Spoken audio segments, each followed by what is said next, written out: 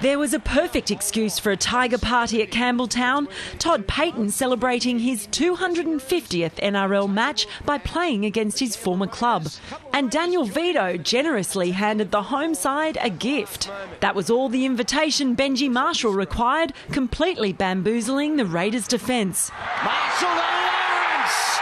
And the Tigers are in first. Beautifully worked.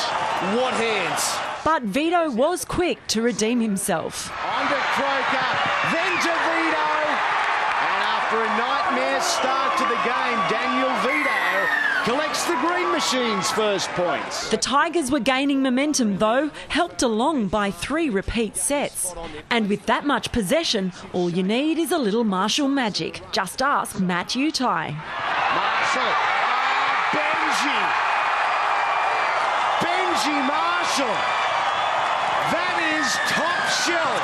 The Tigers 5/8 tried a short ball next. Lawrence scores again. But a Herculean effort by Josh Dugan deprived Lawrence of a double. Well, it can't be a try. No. It was just a momentary reprieve though, Robert Louis cracking the thin green line once more. Louis to the line, and that's easy. The Raiders were ruining an error-riddled half. And after completely dominating for 40 minutes, it was almost a surprise the Tigers were only leading by 12. Canberra desperately needed some ball, but when they got it, well, it wasn't pretty. A worrying sight for the Tigers, Lottie Takiri sidelined with an arm injury. And it looked as though the tide was turning on the field, Blake Ferguson leaving the Tigers flailing in his wake. Open space in front. Here comes Wade McKinnon. Chris Lawrence is closing as well, but Blake Ferguson goes end to end for the Raiders. He's a special talent, Blake Ferguson. And while that try may have given the Raiders faithful hope, Chris Hyington's charging effort all but snuffed it out. Payton short side.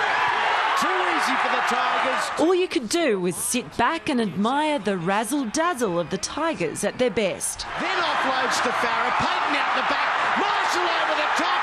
This is beautiful from the Tigers. Benji was kind enough to show he's human after all. Oh, Benj. But he quickly offered a reminder of why he's worshipped in Tigertown. As he goes for a 40-20. Does he get the bounce? You bet.